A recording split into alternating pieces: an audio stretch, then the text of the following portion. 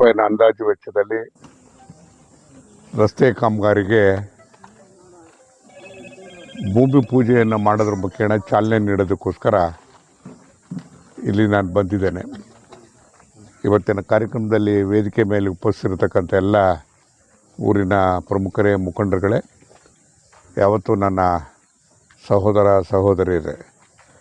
ಬಹುಶಃ ಭಾಳ ದಿವಸದ ಬಯಕೆ ಈ ರಸ್ತೆ ಆಗಬೇಕು, ಕೆರೆ ಮೇಲೆ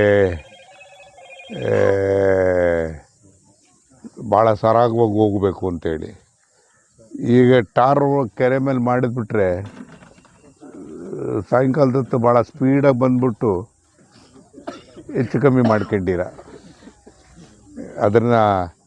ಯಾಕೆಂದರೆ ಇತ್ತೀಚಿನ ದಿನಗಳಲ್ಲಿ ರಸ್ತೆಗಳು ಬೇಕು ಅಂತೇಳಿ ಈ ಧರಣಿ ಮಾಡ್ತಿದ್ರು. ರಸ್ತೆ ಮಾಡಿದ್ದಾದಮೇಲೆ ಸಾಯರ ಸಂಖ್ಯೆ ಜಾಸ್ತಿ ಆಗಿದೆ. ಎಲ್ಲೋ ಒಂದು ಕಡೆಗೆ ರಸ್ತೆಗಳು ಕಾರಣ ಅಲ್ಲ ಸಾಯೋದಕ್ಕೆ, ಮನುಷ್ಯರ ನಡವಳಿಕೆಗಳೇ ಕಾರಣ. ಅದರಿಂದ ರಸ್ತೆಗಳು ಬೇಕು, ಅಭಿವೃದ್ಧಿ ಆಗೋದಕ್ಕೆ ರಸ್ತೆಗಳು ಭಾಳ ಮುಖ್ಯ ಆಗ್ತದೆ. ಅದನ್ನು ಜೋಪಾನವಾಗಿ ನೋಡೋ ರೀತಿಯಲ್ಲಿ, ಉಪಯೋಗ ಮಾಡತಕ್ಕಂಥ ರೀತಿಯಲ್ಲಿ ಜನರುಗಳು ಕೂಡ ಮನಸ್ಥಿತಿಯನ್ನು ಕೂಡ ಇರಬೇಕು ಅಂತಕ್ಕಂಥ ಮಾತನ್ನು ಹೇಳಿ, 4 ಕೋಟಿ ರೂಪಾಯಿನ ಅಂದಾಜು ವೆಚ್ಚದಲ್ಲಿ ಈಗ ಕೆಲಸ ಪ್ರಾರಂಭ ಆಗ್ತದೆ. ಈಗ ಸ್ವಲ್ಪ ಶಾರ್ಟೇಜ್ ಬರುತ್ತೆ, ದುಡ್ಡು ಇನ್ನೂ ಸ್ವಲ್ಪ ಮುಂದಕ್ಕೆ ಬೇಕು ಅಂತೇಳಿ ನಾನು ಅದನ್ನು ಕೂಡ ಯಾವಾಗಲೂ ಇಲ್ಲ, ಈಗಲೇ ಈ ವರ್ಷದಲ್ಲೇ ಇನ್ನು ಇದು ಮುಗಿಯೋದ್ರೊಳಗಾಗಿ ಅದನ್ನು ಕೂಡ ಮುಂದುವರಿಸೋಂಥ ಕೆಲಸವನ್ನು ಮಾಡ್ತೇನೆ. ನಾನಪ್ಪ ಏನೇ ಮಾಡಿ ಕೆಲಸ ಮುಗಿಸೋದು. ಬಟ್ ಇದನ್ನು ನೀವು ಸ್ವಲ್ಪ ಅಲ್ಲಿ ಎತ್ತರವಾಗಿ ನೀರು ಯಾಕೆ ನಾನು ಹೇಳ್ತೀನಿ ಅಂತಂದರೆ, ಇವತ್ತು ಏನು ತೊಂದರೆ ಇಲ್ಲ, ನಾಳೆ ಭದ್ರಾ ನೀರು ಬಂದಾಗ ಇವೆಲ್ಲದೂ ನೀರು ಬರ್ತದೆ. ಆವಾಗ ತಿರುಗಿ ಪ್ರಾಬ್ಲಮ್ ಆಗೋದು ಬೇಡ. ಇದು ಸ್ವಲ್ಪ ಎತ್ತರದಲ್ಲೇ ಮಾಡು, ದುಡ್ಡು ಜಾಸ್ತಿ ಆದರೂ ಆಗಲಿ. ನೀರು ಬೇಕಾದ್ರೆ ಎಂದರೆ ಊರ ಮೇಲೆ ಹೋಗಲಿ, ಪರವಾಗಿಲ್ಲ, ಅಲ್ಲೇ ಚರಂಡಿಲಿ ಸರಿಯಾಗಿ ಹೋಗಂಗಿರಬೇಕು.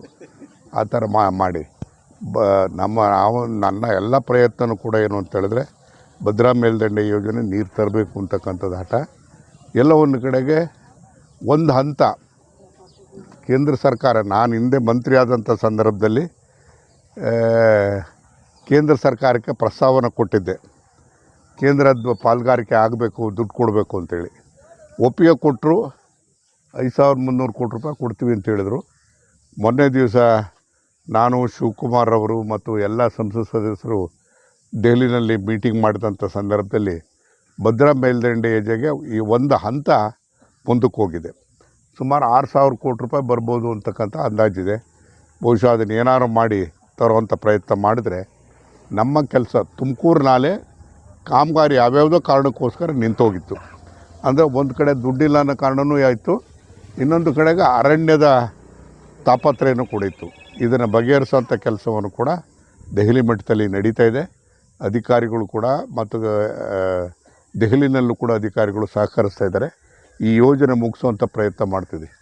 ಏನೇ ಆದರೂ ಕೂಡ ಮುಗಿಸಿದಂಥ ಸಂದರ್ಭದಲ್ಲಿ ಮುಂದೆ ನಮಗೆ ಬರ್ಬೋದಾದಂಥ ತೊಂದರೆಗಳೇನಿದೆ ಅಂತಕ್ಕಂಥದ್ದು ಅಂದಾಜು ಮಾಡ್ಕೊಂಡು ನಾವು ಕಾಮಗಾರಿಗಳನ್ನ ತಗೊಳ್ಳೋವಂಥ ಕೆಲಸ ಮಾಡಬೇಕು. ಮುಂದಕ್ಕೆ ಭದ್ರಾ ಮೇಲ್ದಂಡೆ ಇದೆಲ್ಲದಕ್ಕೆ ಇರೋದ್ರ ಜೊತೆಗೆ ನಾವು ಇನ್ನೊಂದು ಯೋಚನೆ ಮಾಡಿದ್ದೀವಿ. ಯಾವ್ಯಾವ ಕೆರೆಗಳಿಗೆ ಈಗ ನಮಗೆ ಗೌಡಿಗೆರೆ ಕೆರೆಗಳಲ್ಲಿ ನೀರಿಲ್ಲ, ತೊಂದರೆ ಆಗಿದೆ ಗೌಡಿಗೆರೆಯಲ್ಲಿ. ಮತ್ತು ಇದ್ದಿದ್ರಲ್ಲಿ ಸ್ವಲ್ಪ ಹುಲಿಕುಂಟೆನಲ್ಲಿ ಹೆಂಗೋ ಮೊದಲೂರು ಕೆರೆ ಇರೋದ್ರಿಂದ ಸ್ವಲ್ಪ ಬ್ಯಾಲೆನ್ಸ್ ಆಗ್ತಾಯಿದೆ. ಇದನ್ನು ಭದ್ರಾ ಮೇಲ್ದಂಡೆ ಬಂದ ಮೇಲೆ ಇದೆಲ್ಲದೂ ಕೂಡ ಸಮಸ್ಯೆ ಬಗೆಹರಿಸಕ್ಕೆ ಸಾಧ್ಯ ಆಗುತ್ತೆ. ಅದಕ್ಕೆ ಮುಗಿಸೋದಕ್ಕೆ ಎಲ್ಲ ಪ್ರಯತ್ನ ಕೂಡ ಮಾಡ್ತಾಯಿದ್ದೀವಿ. ಮತ್ತು ಅಷ್ಟೇ ಪ್ರಮಾಣದಲ್ಲೂ ಕೂಡ ರಸ್ತೆನೂ ಕೂಡ ಬೇಗ ಆಗಲಿ ಅಂತೇಳಿ ನಾನು ಆಶಿಸ್ತೇನೆ. ಬಹುಶಃ ಇವತ್ತೇನೋ ದೆಸೆ ಅಂತ ಕಾಣ್ತದೆ ಎಮ್ದೊರೆಗೆ. ನಾನೊಂದು ಮಾತು ಹೇಳ್ತೀನಿ ಕೇಳಿ, ದೇಹದಲ್ಲಿ ಸಕ್ಕರೆ ಹತೋಟಿಗೆ ಬರ್ತಿಲ್ಲ ಅಂತ ಸುಮ್ಮನೆ ಯಾಕ್ರಿ ಟೆನ್ಷನ್ ಮಾಡ್ಕೋತೀರಾ? ಈಗಲೇ ಮನಸ್ಸಿಂದ ಅದನ್ನು ತೆಗೆದು ಬಿಸಾಕಿ 3 ತಿಂಗಳ ಕಾಲ ನಿರಂತರವಾಗಿ ಜೀನಿ ಶುಗರ್ ಆಮ್ಲನ ಉಪಯೋಗಿಸಿ ನೆಮ್ಮದಿಯಾಗಿ ಇರ್ತೀರಾ. ಡಿಸ್ಪ್ಲೇ ಕಾಣ್ತಿರೋ ನಂಬರ್ಗೆ ಕರೆ ಮಾಡಿ. ಜೀನಿ ಇದ್ದಲ್ಲಿ ಜೀವನ ನಿರಾಳ. ಶುಗರ್ 400 ಇದೆ 500 ಇದೆ ಅಂತ ಟೆನ್ಷನ್ ಆಗ್ತಿದ್ದೀರಾ? ಬೆಳಗ್ಗೆ ಸಂಜೆ ಇನ್ಸುಲಿನ್ನ ತಗೊಂಡು ಸಾಕಾಗೋಗಿದ್ಯಾ? ಹಾಗಾದ್ರೆ ಇನ್ಸುಲಿನ್ನ ಬದಲು ಜೀನಿ ಶುಗರ್ ಆಮ್ಲನ ತಗೊಳ್ಳಿ. ಬೆಳಗ್ಗೆ 1 ಗ್ಲಾಸು, ಸಂಜೆ 1 ಗ್ಲಾಸು. 99% ನಿಮ್ಮ ಡಯಾಬಿಟಿಸ್ ಕಂಟ್ರೋಲಿಗೆ ಬರುತ್ತೆ. ಒಂದು ಉತ್ತಮ ಆಹಾರದ ಜೊತೆಗೆ ನಿಮ್ಮ ಆರೋಗ್ಯನ ಚೆನ್ನಾಗಿಟ್ಕೊಳ್ಳಿ. ಜೀನಿ ಶುಗರ್ ಆಮ್ಲ ಸಜ್ಜೆ, ನವಣೆ, ರಾಗಿ ಮುಂತಾದ ಸಿರಿಧಾನ್ಯಗಳನ್ನು ಒಳಗೊಂಡಿರೋದ್ರ ಜೊತೆಗೆ ಶುಗರ್ನ ಕಂಟ್ರೋಲ್ ಮಾಡೋಕ್ಕೆ ರಾಮಬಾಣ ಅಂದರೆ ಬೆಟ್ಟದ ನೆಲ್ಲಿಕಾಯಿ. ಇದರಲ್ಲಿರುವಂಥ ಬೆಟ್ಟದ ನೆಲ್ಲಿಕಾಯಿಯ ಗುಣಗಳು ಜೊತೆಗೆ ಎಲ್ಲ ಸಿರಿಧಾನ್ಯಗಳ ಅಂಶಗಳು ನಮ್ಮ ದೇಹದೊಳಗೆ ಹೋಗಿ ನಮ್ಮ ಬ್ಲಡ್ ಗ್ಲೂಕೋಸ್ ಲೆವೆಲ್ನ ಬ್ಯಾಲೆನ್ಸ್ ಮಾಡಿ ಶುಗರ್ ಲೆವೆಲ್ನ ನಾರ್ಮಲ್ ಮಾಡುತ್ತೆ. ಮತ್ತ್ಯಾಕೆ ಯೋಚನೆ ಮಾಡ್ತಾ ಇದ್ದೀರಾ? ಜೀನಿ ಶುಗರ್ ಆಮ್ಲನ 3 ತಿಂಗಳು ಬಳಸಿ ನಿಮ್ಮ ಶುಗರ್ನ ಕಂಟ್ರೋಲ್ ಮಾಡ್ಕೊಳ್ಳಿ. ಸ್ಕ್ರೀನ್ ಮೇಲೆ ಕಾಣೋ ನಂಬರ್ಗೆ ಕಾಂಟ್ಯಾಕ್ಟ್ ಮಾಡಿ ಬುಕ್ ಮಾಡಿ.